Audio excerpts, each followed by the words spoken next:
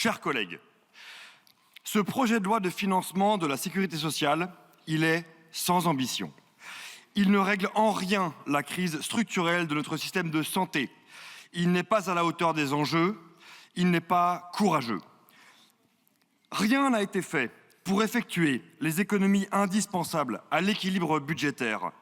Rien sur la fraude sociale, rien sur le problème de la suradministration, rien sur les dérapages et insincérité budgétaire, rien sur l'injustice sociale que représente, parmi tant d'autres, l'aide médicale d'État pour les clandestins, à l'heure où les Français ont de plus en plus de mal à se soigner, à accéder à des services de santé de proximité, en particulier dans les zones rurales et en Outre-mer, à trouver un médecin, à être pris en charge à l'hôpital avec dignité, à l'heure où les urgences saturent totalement et sont contraintes de refuser des patients. Pourquoi les efforts demandés reposent-ils toujours sur les Français et pas sur le train de vie de l'État, sur l'immigration, sur ceux qui fraudent, sur ceux qui profitent de notre généreux système de santé? Cela constituerait d'immenses sources d'économies.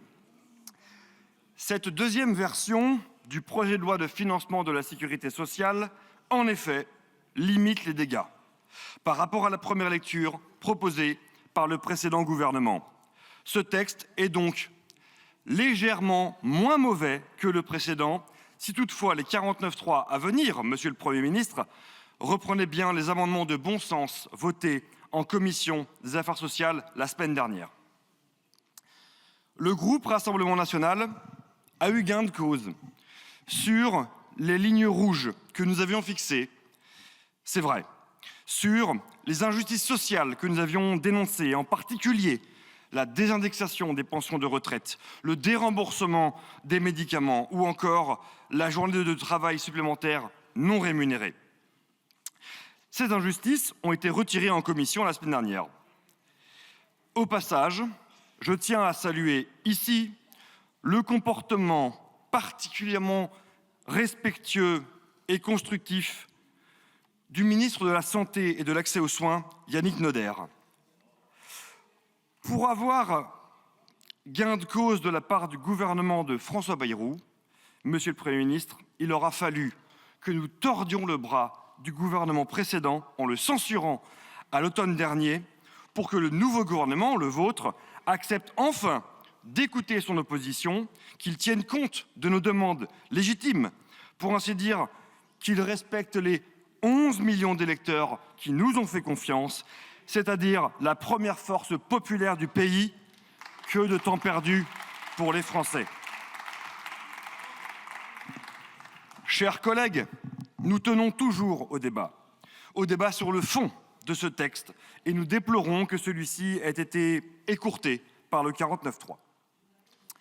Chers collègues de l'extrême gauche, assez absents ce soir, la santé des Français vaut mieux que votre sectarisme. La santé des Français vaut mieux que votre opposition stérile, que votre manière systématique, pour ne pas dire pavlovienne, de déposer des motions de rejet, des motions de censure, qui ne font en rien avancer les débats dans l'intérêt des Français.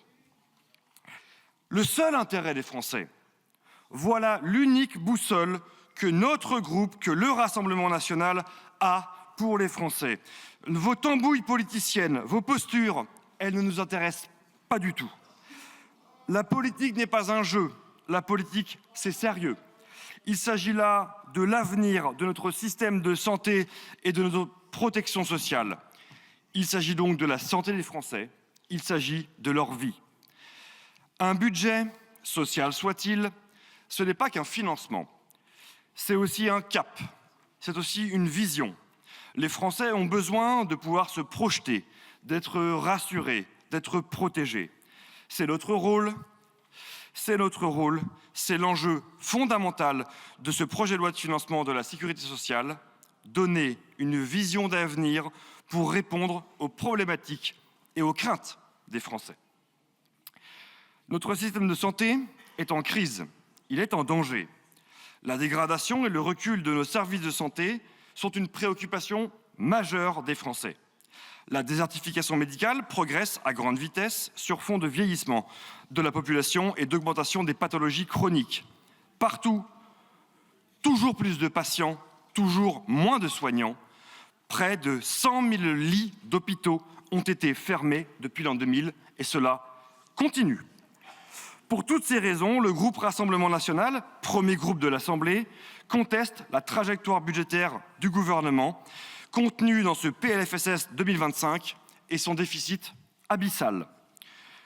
Concernant la première partie de ce PLFSS, la loi organique nous oblige à approuver les prévisions pour 2024 et 2025. Hélas, les chiffres de l'inflation et de la croissance 2024 ont été faussés et ceux de 2025 sont revus à la baisse chaque semaine. La loi nous oblige également à valider les tableaux d'équilibre de l'ensemble des régimes obligatoires de base qui sont pourtant erronés tant année après année.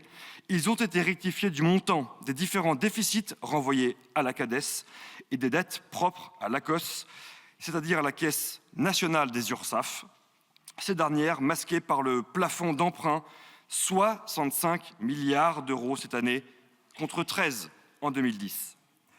Nous ne pouvons pas accepter un budget aussi peu sincère, avec un outil magique, l'Ondam, qui est obsolète et inefficient.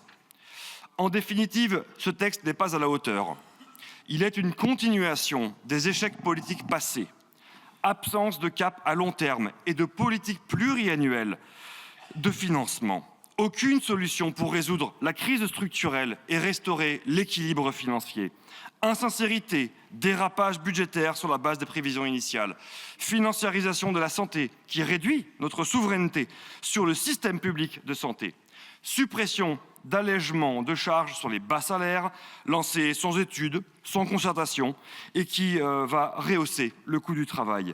Suradministration, en particulier par les agences régionales de santé, totalement déconnectées de leur territoire, ainsi que dans les gouvernances d'établissements. Absence de plan de lutte contre les abus et les fraudes sociales qui pourtant dégageraient des recettes colossales. 13 milliards d'euros selon la Cour des comptes. Aucune réforme pour résoudre la crise structurelle de l'hôpital public ou répondre à l'injustice territoriale dans l'accès aux soins dans le désert médical français. À titre d'exemple, dans ma circonscription du Centre et Sud-Haute-Marne, la situation hospitalière est l'une des plus critiques en France, avec ses déficits chroniques et ses lits d'hôpitaux dans des garages, à Langres en l'occurrence dans ma circonscription. C'est le symptôme d'une tiers-mondisation de notre hôpital. L'ARS persiste dans l'erreur de sa décision arbitraire et coupée des réalités quant à la réorganisation de l'offre de soins et de la restructuration hospitalière. L'ARS plaque sa vision technocratique sur un bassin de vie dont elle ignore à peu près tout. Les acteurs de terrain, soignants en tête, ne sont pas écoutés. Ils ne sont pas entendus, Monsieur le Premier ministre. Aucune mesure pour renforcer l'attractivité des métiers de santé. Aucun plan de développement des formations de soignants, malgré la pénurie qui s'aggrave et s'accélère. Aucune ambition sur le problème de la prise en charge de la douleur. Sur la prise en charge au niveau des soins palliatifs. Monsieur le Premier ministre, vous le savez, ce projet de loi de finances de la sécurité sociale n'est pas à la hauteur des demandes et des besoins. Lors des débats en commission, nous avons défendu les positions de notre groupe, les mesures issues du projet présidentiel de Marine Le Pen, afin de tenter d'améliorer le texte. Nos propositions ont été rejetées, parfois par la coalition gouvernementale, parfois par la gauche, parfois par les deux. En recettes comme en dépenses, ce texte passe à côté d'un profond changement en faveur de la justice sociale, puisqu'il restreint les moyens sans explorer les véritables pistes d'économie. Alors que les Français payent toujours plus d'impôts et de cotisations, leur service public de santé recule. Nous nous sommes opposés à ce PLFSS 2025 car, en plus de la mauvaise trajectoire, il ne répond pas aux enjeux cruciaux de santé, de travail, de solidarité. Il demeure injuste socialement et contraignant économiquement. Sur les trappes à bas salaire, avec la baisse d'exonération de charges ou la restriction sur l'apprentissage, vous faites fausse route. L'apprentissage est un dispositif reconnu comme bénéfique pour les apprentis comme pour les entreprises.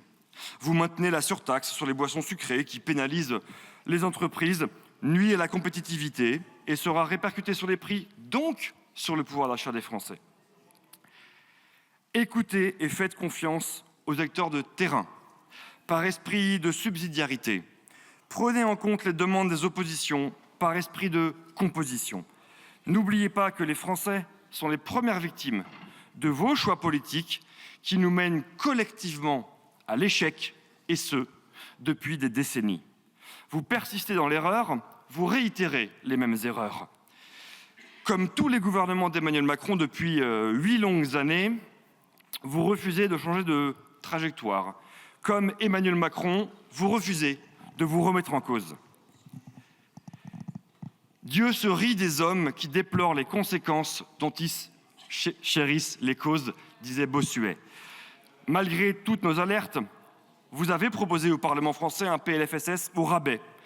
Et bien que nous contestions votre trajectoire budgétaire sociale, grâce au Rassemblement national, nous avons pu obtenir des avancées sur nos lignes rouges, des avancées concrètes pour les Français. Et c'est cela, et uniquement cela, qui justifiera la position de notre groupe.